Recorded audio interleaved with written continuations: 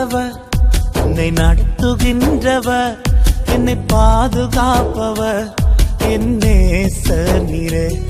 என்னை விட்டு கொடுக்காதவர், என்னை நடத்துகின்றவர், என்னை பாதுகாப்பவர். கர்த்தருடைய நாமம் மகிமைப்படுவதாக. கர்த்தர் இந்த நாளில் நமக்கு ஒரு நல்ல வாய்ப்பு ஆண்டவர் கொடுத்திருக்கிறார். நம்முடைய ஜபங்களை கேட்கிறார், பெரிய காரியம் செஞ்சிட்ருக்கிறார். கொள்ளை நோய்களை வர வச்சது அவர் தான். காரணம் நமக்கு தெரியும், தேசம் அவருக்கு விரோதமாக செய்வதனால, துரோகம் பண்ணுவதனால. ஆனால் கர்த்தரிடத்தில் மனு திரும்பும்போது கர்த்தர் ஜபத்தை கேட்டு பயப்படாத, நான் உனக்காக பெரிய காரியம் செய்வேன்னு சொல்லிட்டுருக்கார். கர்த்தர் பெரிய காரியம் பண்ணிகிட்ருக்கிறார். அவருக்கு இன்றைக்கி ஒரு பெரிய சந்தோஷம் என்ன தெரியுங்களா? அநேக ஜெபிக்கிறாங்க, தேவனை அறியாதவங்க ஜெபிக்கிறாங்க. அதனால் அவருக்கு பெரிய சந்தோஷம். இனி ஒன்றுமில்லாமல் ஆண்டவர் மாற்ற அவர் ஆழ்த்தமாக இருக்கிறார். சரி, இன்றைக்கி நாம் தேவனோட வார்த்தையை பார்ப்பதற்கு முன்னாடி நம்ம ஒரு பாடலை பாடி நாம் தேவனோட வார்த்தையை நாம் பார்க்க போகிறோம், சிந்திக்க போகிறோம். பாடலை பாடுவதற்காக என் மகள் ஆயத்தமாக இருக்கிற பாடலை நாம் கேட்போம். நீங்களும் சேர்ந்து அந்த பாடலை நாம் பாடுவோம். கர்த்தர் தாமே ஆசீர்வதிப்பாராக. பாடுவோம். கர்த்தருடைய பரிசுத்த நாமத்துக்கு ஸ்தோத்திரம். இந்த வாழ்க்கையை கொடுத்த என் தேவனுக்கு நான் நன்றி சொல்கிறேன். இப்போ கூட நம்ம ஒரு பாடலை பாடுவோம். நம்ம இப்போ இந்த காலகட்டத்தில் ரொம்ப கஷ்டமான சூழ்நிலையில் நம்ம வாழ்ந்து கொண்டு இருக்கிறோம். இதை நம்ம தேவனுடைய கையில் தேவன் நம்மை பாதுகாத்து கொண்டு வைத்திருக்கிறபடினால தான் நம்மளால் இந்த நேரத்தில் தேவனை நம்ம துதிக்க முடியுது. அதுக்காக நம்ம தேவனுக்கு நன்றி சொல்ல பிள்ளைகளாக இருக்கணும். நம்ம கூட இப்போ ஒரு சிறிய பாடலை நம்ம பாடலாம்.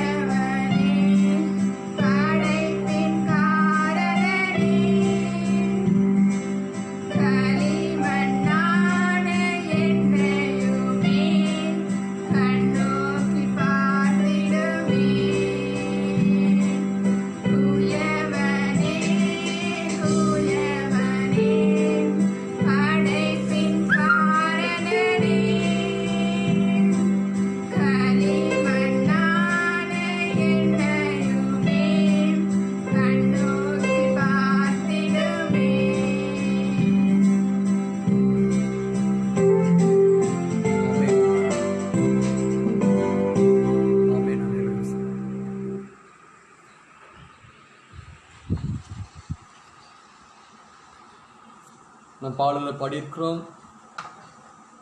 தொடர்ந்து எங்கள் குடும்பத்துக்காக செபிச்சுக்குங்க. அருமையான மகள் இன்னைக்கு பிஎஸ்சி நர்சிங் படிச்சுட்ருக்குறாங்க. மகன் கர்த்தரோட நாமத்திற்காக அவனை ஊழியம் பண்ணிட்டு மற்ற இதர வேலை பண்ணிட்டுருக்கிறான். அவனுக்கு ஜெபம் பண்ணுங்க. குடும்பமாக கர்த்தருக்காக எழுந்திருக்கிறோம். தொடர்ந்து நாங்கள் ஆண்டவருக்காக மகிமையாக நாங்கள் வாழ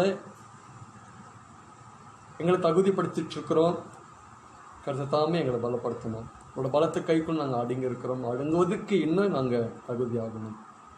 இந்த நாளில் கர்த்தர் நம்மளை சிந்திக்க வச்சிட்ருக்கிறார். அநேக இடங்களில் ஜெபிக்கிறாங்க. ஜபங்களை கேட்டு ஆண்டவர் பெரிய எழுப்புதல் கொடுத்துட்ருக்கிறாரு. தொடர்ந்து அவரோட வேலைகளை அவரோட சித்தத்தை செய்யணும். கடந்த நாளில் நான் ஒரு சகோதரனுடன் நான் பேசிட்டு இருந்தோம். அவர் சொன்னார், இன்னும் நாட்கள் பொல்லாததாக இருக்கும் என்று அவர் சொன்னார். இன்னும் பல நோய்கள் எல்லாம் பரவும், இதை மட்டும் இல்லைன்னு சொன்னார். இன்னும் எல்லாமே கர்த்தருக்கு தெரியும். சரிங்களா? எபேசியர் 5ஆம் அதிகாரம் 16ஆம் வசனத்தை நாம் எடுத்து வாசிங்கன்னா 16ஆம் வசனம், நாட்கள் பொல்லாதவைகளானதால் காலத்தை பிரயோஜனப்படுத்தி கொள்ளுங்கள் என்றார். அப்போ நாட்கள் பொல்லாததான் இருக்கிறது. நாம் நினைச்சோமா? பாருங்க, ஜனவரி தொடங்கும் போது நாம் நினைச்சோமா? இதெல்லாம் பெரிய ஒரு அடி, எல்லா விதத்தில் ஆண்டவர் அடி கொடுத்துருக்கிறார். இன்னும் வருகிற நாளில் எப்படி இருக்கு நமக்கு தெரியாதுங்க. ஆனால் ஆண்டவர் ஒன்றே ஒன்று சொல்கிறார், என் பலத்தை கைக்குள்ள அடிங்கிருங்க சொல்கிறார். இனி நாம் செய்ய வேண்டியது என்ன தெரியுங்களா? நம்ம அநேக திட்டங்களை நாம் போடணும். திட்டங்கள் நம்ம திட்டங்கள் கிடையாதுங்க. ஆண்டவர் திட்டமே நம் திட்டமாக மாறணும். ஆண்டவர் நினைக்கிறது தான் நாம் இனி செய்யணுங்க. இதுதான் அவர் எதிர்பார்க்கிறார். அதனால் நாட்கள் பொல்லாததாக இருக்கும், பொல்லாததாக இருக்க போகுது. இன்னும் என்னென்ன நடக்க போது தெரியாதுங்க. ஆனால் இனி வருகிற நாளில் நாம் செய்ய வேண்டியது என்ன தெரியுங்களா? அப்போஸ்தலர் நடபடிகள் 17ஆம் அதிகாரம் 28வது சொல்றார் பாருங்க. ஏனெனில் அவருக்குள் நாம் பிழைக்கிறோம், அசைகிறோம், இருக்கிறோம். இனி அவருக்குள் தான் நாம் பிழைக்கணும். நாம் நடமாடுவதும் பேசுவதும் எல்லாமே அவருடைய திட்டமாக தான் இனி இருக்கணுங்க. இனி பாருங்க, நாம் மட்டும் இல்லை, தேவனை அறியாதவங்களும் இனி தேட போறாங்க. பாருங்க 27 பாருங்க. கர்த்தராகிய தம்மை அவர்கள் தடுவியாகிலும் கண்டுபிடிக்கத்தக்கதாக தம்மை தேடும்படிக்கு அப்படி செய்தார். தம்மை தேடும்படிக்கு அப்படி செய்தார். அப்போ ஆண்டவர் திட்டத்தோட தான் பண்ணிட்டு இருக்கிறார். இனி கூட நாம் தேடுறோம் பார்த்தீங்களா? நான் சொன்ன கடந்த நாளில் சொன்னோம் பார்த்தீங்களா? நாம் தேடுவது எப்போ தெரியுங்களா? ஞாயிற்றுக்கிழமை மட்டும்தான் தேடுவோம். அது கூட நமக்கு நேரம் இருந்தால் தான், நமக்கு ஃப்ரீயாக இருந்தால் தான் நாம் தேடுவோம். ஆனால் இங்கே இனி தடுவியாகிலும் அவர் கண்டுபிடிக்கணும், அப்படி செய்திருக்கிறார். இந்த காரியமெல்லாம் நமக்கு தெரியும். ஆண்டவர் இல்லாமல், ஆண்டவர் சித்தம் இல்லாமல் ஒரு காரியம் நடக்காது. இது ஆண்டவர் திட்டம். அதனால அருமையான மகள் பாடினதை போல கொய்யவன் அவர் கையில் நாம் கொடுத்தாதான், நாம் கொடுத்தாதான் அவர் நம்மளை சரியாக பயன்படுத்துவார். அவரை மிஞ்சி நாம் ஒன்றும் செய்ய முடியாதுங்க. நான் அடிக்கடி ஒரு கேள்வியை கேட்பேன். அவர் 24 மணி நேரம் நமக்கு டைம் கொடுக்குறாரு, நம்மளை நடத்திட்டுருக்கிறார். ஆனால் அவர் மட்டும்தான் அந்த உதவி செய்ய முடியும். என்ன உதவி தெரியுங்களா? 24 மணி நேரத்தில் அந்த செகண்டில் அவர் செய்கிற உதவி. சரிங்களா? எல்லாரும் சொல்லுவாங்க, என் பலத்தால் ஓடுறேன், நான் தான் எல்லாமே செய்கிறேன், எனக்கு ஆண்டவர் முக்கியம் கிடையாது. இல்லைங்க, இனி நாம் நிறைய சிந்திக்கணும். ராத்திரி தூங்கணும்னு நினச்சா தூங்க வேண்டியது நம்ம வேலை. இதை ரொம்ப சிந்திச்சு பாருங்க. 1 மணிக்கு 12 மணிக்கு 10 மணிக்கு நாம் தூங்கணும்னு நினச்சா அது நம்ம கையில் இருக்குங்க. நாம் தூங்கலாம். ஓகே, இப்போ நான் தூங்க போகிறேன். ஆனால் தூங்கின பிறகு காலையில் எழும்புவது, நம் கண்களை தருக்க வைக்கிறது, நம்மளை எழுப்புவாங்க, அந்த எழுப்புற சத்தத்தை கூட கேட்க வைக்கிறது ஆண்டவர் தாங்க. ஆண்டவர் கண் இமை திறந்தாதான் நாம் காலையில் எழும்ப முடியும். அவளை கிருபை சொல்கிறோம் பார்த்தீங்களா? இதெல்லாம் இனி சிந்திச்சு பார்க்கணுங்க. நம்ம கண்டிப்பாக வருகிற நாளில் நான் செய்ய வேண்டியது என்ன தெரியுங்களா? ஆண்டவரே உங்கள் சித்தமாக இருந்தால் நான் போவேன். தாவீதானவருக்கு ஒரு சர்டிஃபிகேட் கொடுக்குறாருங்க. என்ன சர்டிஃபிகேட்டுங்க? அப்போஸ்தலர் நடபடிகள் 13ஆம் அதிகாரம் வசனம் 22 பாருங்க. அது முதல் தங்களுக்கு ஒரு ராஜா வேண்டும் என்று கேட்டுக்கொண்டார்கள். அப்படியே தேவன் 22 பின்பு அவர் அவனை தள்ளி தாவீதை அவர்களுக்கு ராஜாவாக ஏற்படுத்தி, ஈசாயின் குமாரனாகிய தாவீதை என் இருதயத்துக்கு ஏற்றவனாக கண்டேன், எனக்கு சித்தமானவைகள் எல்லாம் அவன் செய்வான் என்று அவனை குறித்து சாட்சியம் கொடுத்தார். இப்போ தாவீதுக்கு கர்த்தர் ரொம்ப பிரியம். காரணம் என்ன தெரியுங்களா? என் இருதயத்துக்கு ஏற்றவர்,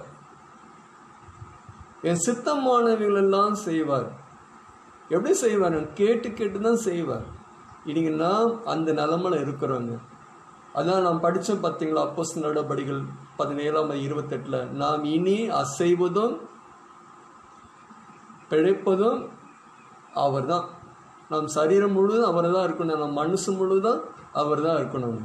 அவர் இல்லாமல் நம்ம இனி ஒன்றும் செய்ய முடியாது. நம்ம நினச்சி பார்த்தோமா? மார்ச் தொடக்கத்துலேருந்து இந்த நாள் வரை இப்படி நடக்கும் என்று நினச்சி பார்த்தோமா? அதனால இனி வருகிற நாளில் அவருக்கு சித்தம்தான், எல்லாம் அவர் சித்தமே. பாருங்க, அதே அதிகாரம் 36 பாருங்க. 36 தாவீது தன் காலத்தில் தேவனுடைய சித்தத்தின்படி அவருக்கு ஊழியம் செய்த பின்பு நித்திரை அடைந்தார். அதுக்கு பிறகு அப்ப தாவீது ஊழியம் செஞ்சாருங்க. அவர் சித்தத்தின்படியே செஞ்சார். அவர் என்ன விரும்புகிறாரோ அது மட்டும்தான் செய்தார். இன்னைக்கு விசுவாசிகள் நாம் கூட சரி, ஊழியக்காரராகிய நாம் கூட சரி, நாம் இனி ஊழியம் செய்வது, விசுவாசிகள் எது செஞ்சாலும் கர்த்தருடைய சித்தம் இருக்கா, இது கர்த்தர் விரும்புகிறாரா என்று பார்த்து பார்த்து செய்யணும். இன்னைக்கு தீர்க்கதரிசிகள் இருக்காங்க, பிசாசுகள் துரத்துக்கிறவர்கள் இருக்காங்க, அடையாளங்கள் செய்கிறவங்க இருக்காங்க. அவங்களும் இனி இது ஆண்டவர் சித்தமா, ஆண்டவர் விரும்புகிறாரா என்று கேட்டு கேட்டு செய்ய வேண்டிய சூழ்நிலைகள் இருக்குங்க. கிறிஸ்துவ பிள்ளைகள், முக்கியமாக கிறிஸ்துவ பிள்ளைகள் மட்டுமல்ல, இனி வருகிற நாளில் தடுவியாகிலும் தேட வேண்டியது தேவனை அறியாதவங்க. அவளை தேடணும்னா நாம் சரி இருந்தால் தான் நாம் அவளை தேடுவாங்க. அப்போ மத்தேயு 7ஆம் அதிகாரத்தில் ஆண்டவராக இயேசு கிறிஸ்து சொல்லியிருக்கிற, கண்டிப்பாக இன்னைக்கு எல்லாருமே சிந்திக்கணுங்க. மத்தேயு 7:21-23 பரலோகத்தில் இருக்கிற என் பிதாவின் சித்தத்தின்படி செய்கிறவனே பரலோக ராஜ்யத்தில் பிரவேசிப்பனால்லாமல் என்னை நோக்கி கர்த்தாவே கர்த்தாவே என்று சொல்லுகிறவன் அதில் பிரவேசிப்பதில்லை. கர்த்தாவே கர்த்தாவே என்று சொல்லிட்டா நான் போயிடுவேன் என்று இனி நாம் சிந்திக்கக்கூடாதுங்க. நாம் சிந்திக்க வேண்டியது என்ன தெரியுங்களா? பிதாவின் சித்தத்தின்படி நான் செஞ்சுட்டே இருக்கிறேன்னா.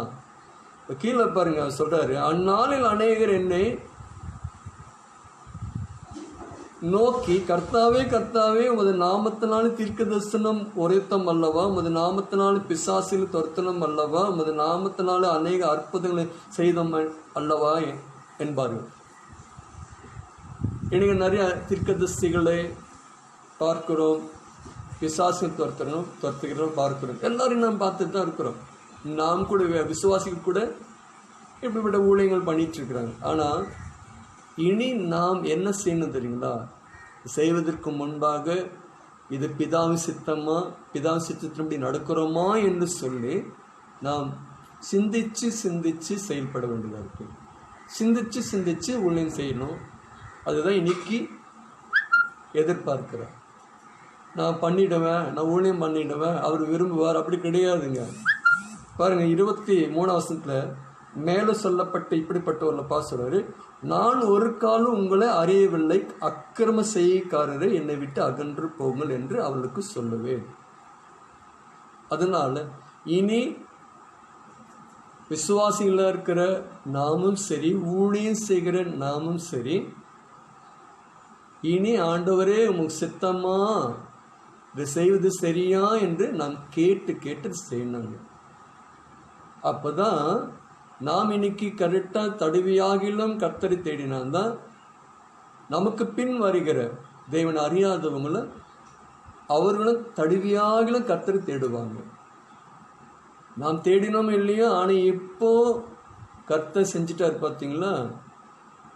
இன்னைக்கு தேவனை அறியாதவங்களும் தடுவியாகிலும் தேடுற நிலைமையில உண்டாக்கிட்டார். அதனால நீ வருகிற நாளில் நாம் செய்ய வேண்டியது என்ன தெரியுங்களா? இல்லை, நாளைக்கு இந்த பட்டணத்துக்கு போவேன் என்று சொன்னாலும் கர்த்தருக்கு சித்தமானால் நான் செய்வேன் என்று சொல்லணுங்க. யாக்கோபு 4 13-15 வாசிக்கிறேன் பாருங்க. மேலும் நாங்கள் இன்றைக்கு அல்லது நாளைக்கு இந்த பட்டணத்திற்கு போய் அங்கே 1 வருஷம் தங்கி வியாபாரம் செய்து சம்பாதி பண்ணுவோம் என்கிறவர்களே கேளுங்கள். நாளைக்கு நடப்பது உங்களுக்கு தெரியாது. உங்கள் ஜீவன் எப்படிப்பட்டது? கொஞ்சம் காலம் தோன்றி பின்பு தோன்றாமல் போகிற புகை போல் இருக்கிறது. ஆதலால் ஆண்டவர் சித்தமானால் நாங்களும் உயிரோடு இருந்தால் இன்னென்னது செய்வோம் என்று சொல்ல வேண்டும்.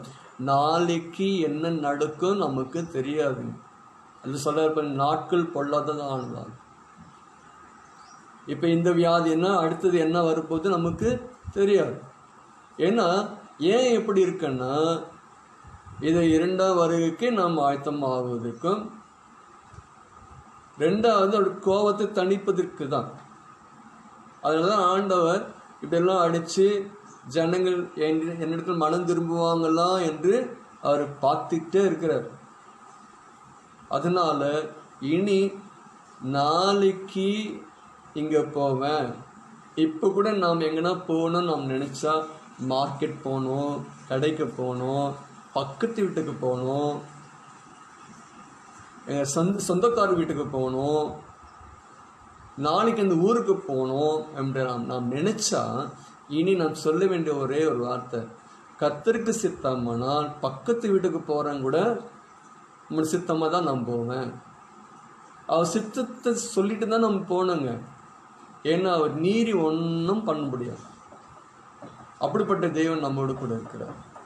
அப்போஸ்தலன் பவுல் சொல்றார் பாருங்க, அவர் ஊழிய பாதையில முடிக்கும் போது முடிவா சொல்றார் பாருங்க, நம் தெரிஞ்ச வசனம் தான்.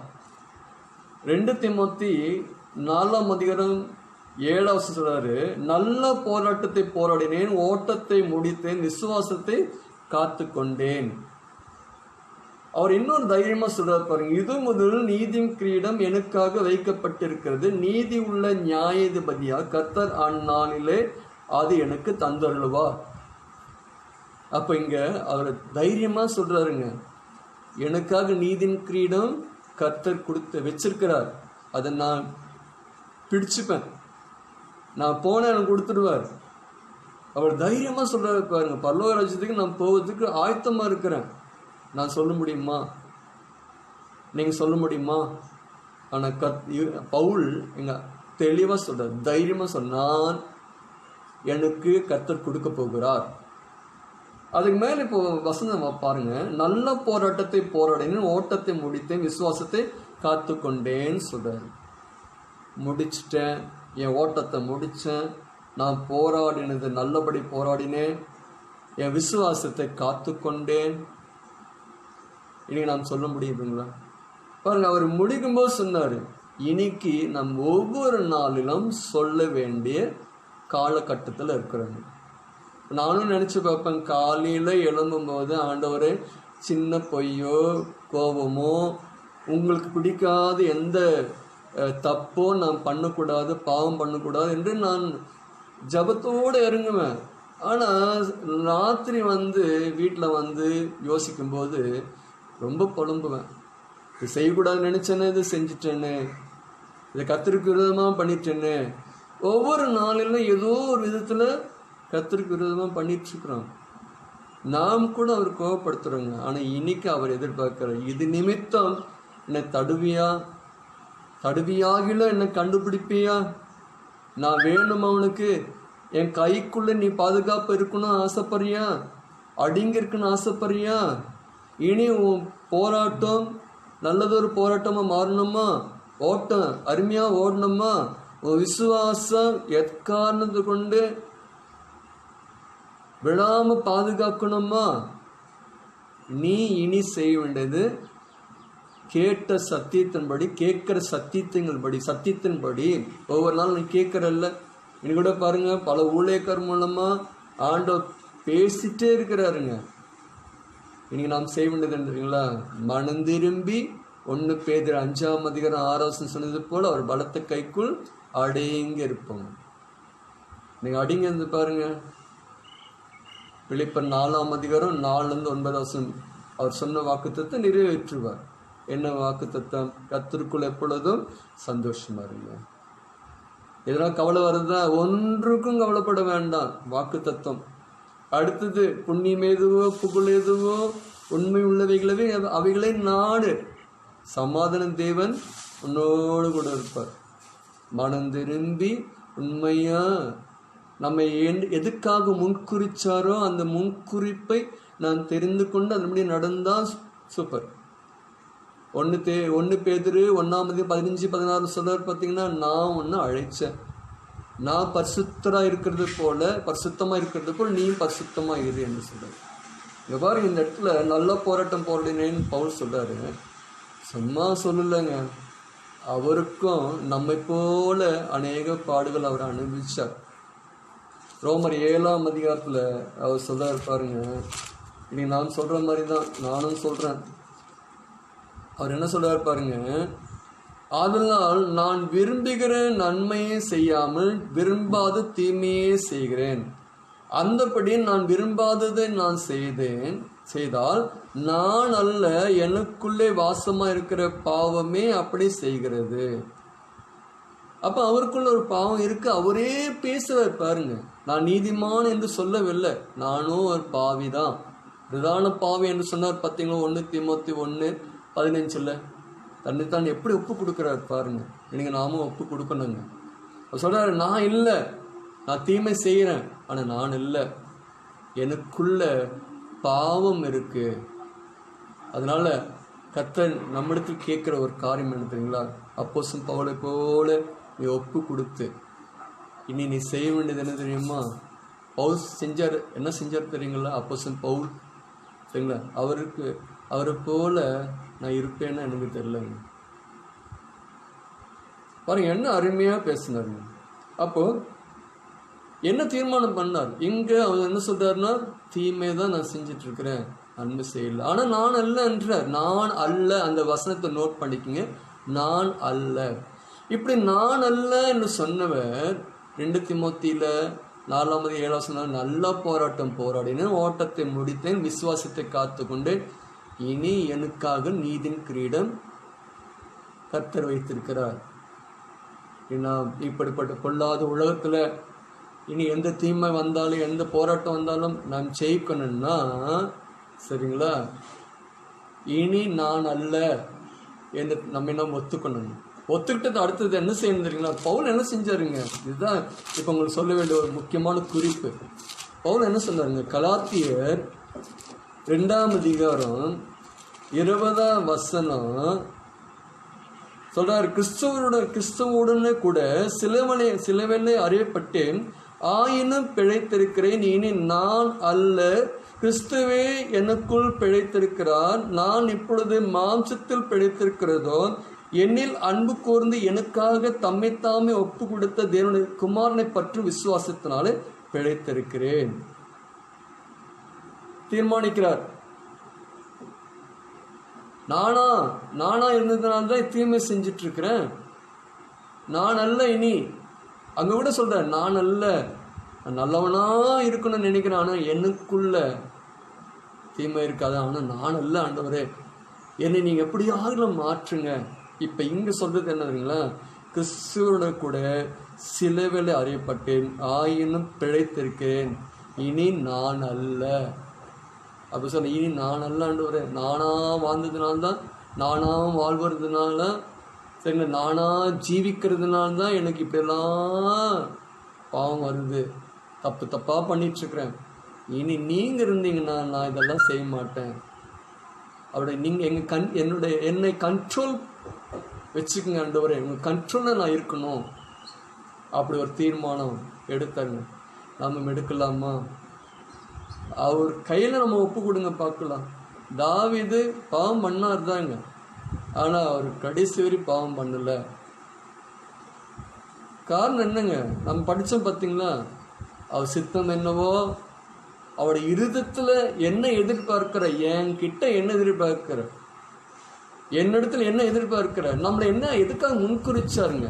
அநேகரை இனி கிறிஸ்தவர்களை கூட நம்ம ஏன் முன்குறிச்சார் தெரியுங்களா? எபேசியர் 1ஆம் அதிகாரம் 4ஆம் வசனத்துல சொல்றார் பாருங்க, தமக்கு முன்பாக நாம் அன்பில் பரிசுத்தம் உள்ளவர்களும் குற்றம் இல்லாதவர்களுமாய் இருப்பதற்கு அவர் உலக தோற்றத்துக்கு முன்னே கிறிஸ்துவுக்குள் நம்மை தெரிந்து கொண்டபடியே. நம்மை முன்கூட்டியே கிறிஸ்துவுக்குள் நம்மளை முன்குறிச்சிட்டார்.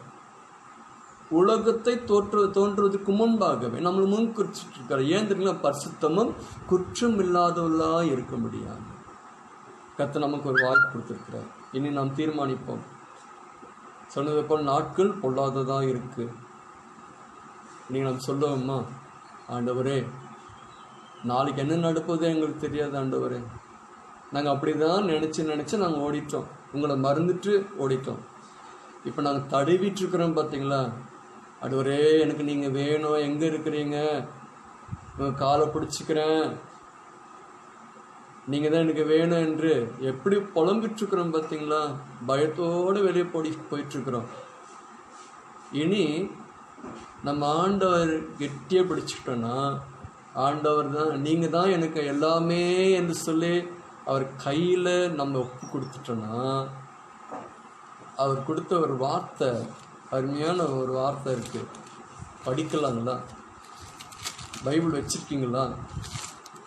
என்ன வசனம் பாருங்க, 2 தீமோத்தி 1ஆம் அதிகாரம் 7ஆம் வசனம். அவர் பிடிச்சிக்கிட்டு அவர் கைக்குள்ள அடங்கி, ஆண்டவரே நாளைக்கு இந்த ஊருக்கு போவேன்னு சொன்னாலும், எப்போ கூட அடுத்த பக்கத்து வீட்டுக்கு போனோம், அடுத்த ரிலேஷன் வீட்டுக்கு அது சொந்தக்கார வீட்டுக்கு போகணும்னு நீங்கள் நினச்சிங்கன்னா, நான் நினச்சாலும் அவர் சித்தத்தின்படி நாம் செஞ்சா, நீர் தான் ஆண்டவரே, இப்போ நான் ஒரு அடி எடுத்து வைக்கும்போது கூட நீங்கள் தான் என்று நான் சொல்லி நான் கடந்து போனால், எனக்கு ஒன்று ஆசீர்வாதம் வச்சிருக்கிறார். என்ன தெரியுங்களா? 2 தீமோத்தி 1:7, தேவன் நமக்கு பயமுள்ள ஆவியே கொடாமல் பலமும் அன்பும் தெளிந்து புத்தியுமுள்ள ஆவியே கொடுத்திருக்கிறார். இனி நமக்கு பயமுள்ள ஆவி இருக்காது. அவர் நம்பி போயிட்டான். நான் வெளியே போறேன்னா சிலர் பயப்படுறாங்க, சிலர் ஏன் இந்த கொரோனாவால எங்க வீட்டுக்கு வரமாட்டீங்களா, வராம போயிட்டீங்களா என்று கேட்குறாங்க. இனி நாம் தைரியமா போவோம் வருகிற நாளில். ஏன் தெரியுங்களா? நான் தைரியமா போவேன், நீங்களும் தைரியமா போவீங்க. ஏன் தெரியுங்களா? அவர் பிடிச்சிக்கிட்டா, அவர் கையில் அடங்கிட்டா, நான் சொல்லுவேன், எனக்கு பயமுள்ள ஆவியே கொடுக்கல, ஆண்டவரோட ஆவி எனக்குள்ள இருக்கு, பலமும் அன்பும் தெளிவுமுள்ள ஆவி எனக்கு இருக்கு, நான் தைரியமா போவேன். அப்ப நம்ம இன்னைக்கு என்ன தீர்மானிக்க போறோம் தெரியுமா? ஆண்டவரே இனி என் சரீரம் முழுவதுமா நீங்க தான். இயேசு கிறிஸ்து கூட பாருங்க, யோவான் 8 இந்த பூமியில் அவர் வாழ்ந்துட்டு இருக்கும்போது முடிவு புரிந்து அவர் வாழ்ந்தது சரிங்களா? என் பிதாவின் சித்தத்தின்படியவே நான் வாழுவேன், பிதாவின் சித்தம் நிறைவேறவே நான் வந்தேன்றாருங்க. அப்போ அவர் மனசுக்குள்ள, அவர் இருதயத்துக்குள்ள யாரும் இருந்ததுங்க, முழுமையா கர்த்தருடைய, அது பிதாவின் சித்தமே, பிதா தான் அவருக்குள்ளே இருந்திருக்கிறார். அதனால அவர் இந்த உலகத்தை ஜெயித்தார். இந்த உலகத்தை உண்டாக்கினவர் பிதா ஆண்டவர். இயேசு நம்மை போல பாடுள்ளவராக வந்தார். ஆனால் அவருக்கு சப்போர்ட்டாக இருந்தது ஆவியானவர் பிதா. இன்னைக்கு நம்ம உலகத்தை ஜெயிக்கணும்னா யோவான் 16:33 சொன்னார் பார்த்தீங்கன்னா, நான் உலகத்தை ஜெயித்தேன், நீங்களும் உலகத்தை ஜெயிப்பீங்க. ஆனால் ஜெயிச்சவர் இனி நமக்குள்ள இருக்கணும். நாம் ஜெயிச்சாதான் தோல்வி பார்த்துட்டு இருக்கிற இந்த உலகத்தார் அவங்கள இயேசு ஏற்றுக்கொள்வாங்க. நம்ம மூலம் தான் அவங்க இயேசுக்கு ஏற்றுக்கொள்வாங்க. இன்னைக்கெல்லாம் போய் உபதேசம் பண்ணிட்டு இருந்தா நினச்சிங்க, உபதேசம் பண்ணதான் கண்டிப்பாக பண்ணி தான் ஆகணும். ஆனால் இன்னைக்கு ஜனங்கள் யாரை ஃபாலோ பண்ணுறாங்க தெரியுங்களா? நம்மளை தான் ஃபாலோ பண்ணுறாங்க. இவங்க தான் கிறிஸ்தவன், இவன் சரி இல்லைன்னா இவன்லாம் ஒரு கிறிஸ்தவனா, நம்மளை தான் ஃபாலோ பண்ண. நம்ம கரெக்டாக இருந்தால் சரிங்களா, அவங்க நம்மளை ஃபாலோ பண்ணுவாங்க. ஃபாலோ பண்ணிட்டான்னு வச்சுங்க, அழகாக இயேசுவை பிடிச்சிப்பாங்க. அது நம்ம கையில் தான் இருக்குது. இனி நம்ம தீர்மானிக்கலாம், ஆண்டவரே நாளைக்கு இந்த பட்டணத்துக்கு போவேன், இந்த வேலைக்கு போவேன், இது சம்பாதிப்பேன், சரிங்களா, இந்த சர்ச்சை நடத்துவேன், சரிங்களா, நான் ஊழியம் பண்ணுவேன், நான் தீர்க்க சொல்லுவேன், விசுவாசத்தை துரத்துவேன், எல்லாம் செய்வேன்னு சொன்னால் சரிங்களா, எல்லாமே நீங்கள் பிள்ளைகள் கூட பாருங்கள் சோர்ந்து போயிருக்கலாம். ஒரே ஒரு வசனம் வாசிக்கலாம். பிள்ளைகள் கூட, வாழை பிள்ளைகள் சோர்ந்து போயிருக்கிறாங்க. ஐயோ காலேஜ் போக முடியலையே, சரிங்களா, படிக்க முடியலையே, சரிங்களா, அவங்களும் இன்னைக்கு சோர்ந்து போயிருக்காங்க. ஆனால் அவங்களுக்கும் ஆண்டவர் அட்வைஸ் பண்ணியிருக்கிறார், வர காலத்தில் எப்படி இருக்கணும்னு சொல்லி. வாசிங்க ஏசாயா 40:29-31 சோர்ந்து போகிறவனுக்கு அவர் பலன் கொடுத்து சத்துவம் இல்லாதவனுக்கு சத்துவத்தை பெருக பண்ணுகிறார். இளைஞர் இலைப்படைந்து சோர்ந்து போவார்கள், வாலிபரும் இடறி விழுவாங்க. நம்ம தப்பான காரியங்களுக்கெல்லாம் வாழை பிள்ளைகள் கடந்து போகிறாங்க. இன்னும் அவங்களுக்கும் ஒரு விழு இருக்குல்ல, விழுந்திருக்காங்கல்ல, சோர்ந்து போயிருக்காங்கல்ல, சரிங்களா. ஆனால் வாலிபர்லாம் இருக்கட்டும், நாமும் இருக்கட்டும், என்ன செய்யணும்? 31 கர்த்தருக்கு காத்திருக்கிறவர்களோ புது பலன் அடைந்து கழுகுகளை போல செட்டைகள் அடித்து எழும்புவார்கள். அவர் ஓடினாலும் இலைப்படையார்கள், நடந்தாலும் சோர்ந்து போவார்கள்.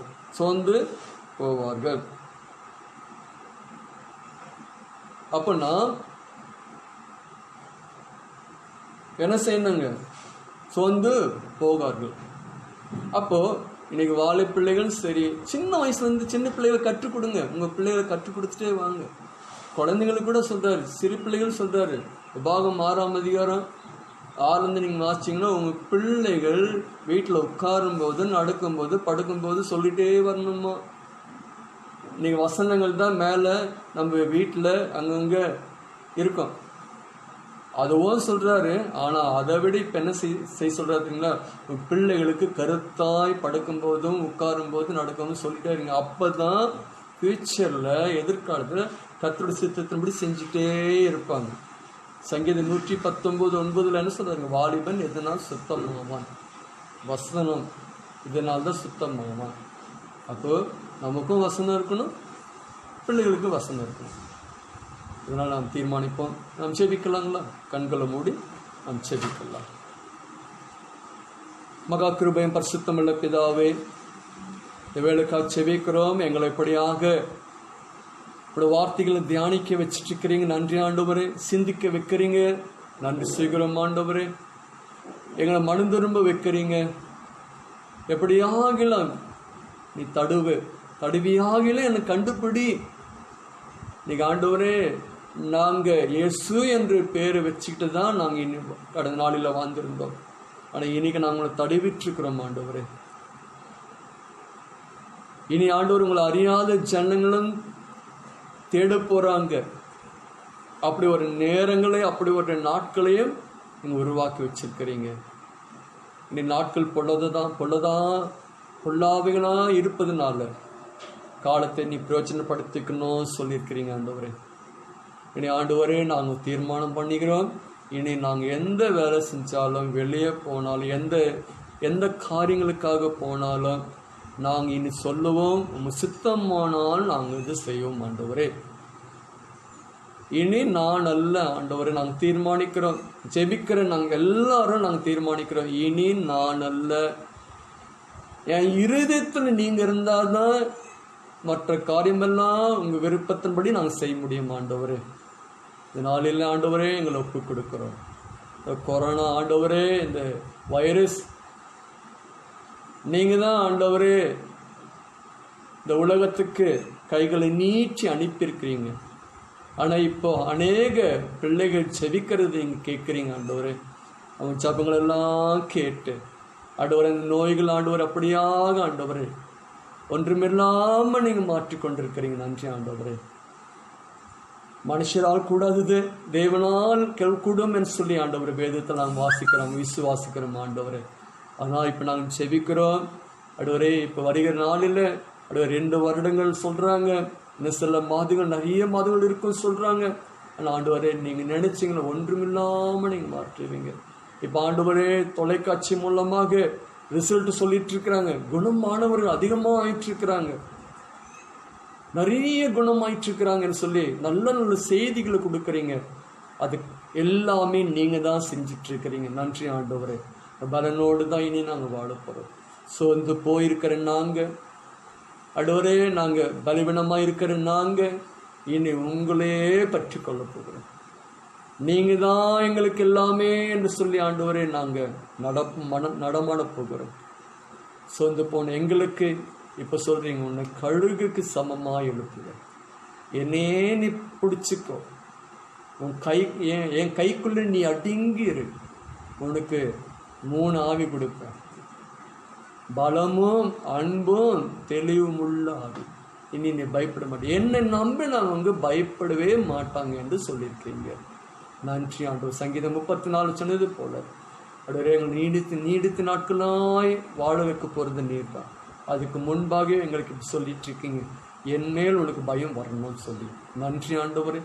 இந்த நாளில் பாடல் பாடுவதற்கும் வேத வார்த்தைகளை தியானிக்கவும், சிந்திக்க, ஜெபிக்க எங்களுக்கு வாய்ப்பு தந்திருக்க நன்றி சொல்கிறோம். மீண்டும் நாங்கள் ஒருக்கு சந்திக்கும் போது கர்த்தர் பெரிய காரியம் செஞ்சிட்டு இருக்கிறார் என்ற ஒருக்கு சொல்லி உங்கள் நாமத்தை மகிமைப்படுத்திட்டோம், ஒப்பு கொடுக்குறோம். பொறுப்பெடுத்து நடத்துங்க. எல்லாவற்றை வேண்டுகொள்கிறோம் எங்கள் சின்ன பிதாவே, ஆமென். என் ஆத்மாவே கர்த்தரை ஸ்தோத்திரி, என் முழுமே கர்த்தர் நாமத்தை ஸ்தோத்திரி. ஆமென், ஆமென். கர்த்தர் என்னை கொடுக்காதவர், என்னை நடத்துகின்றவர், என்னை பாதுகாப்பவர்.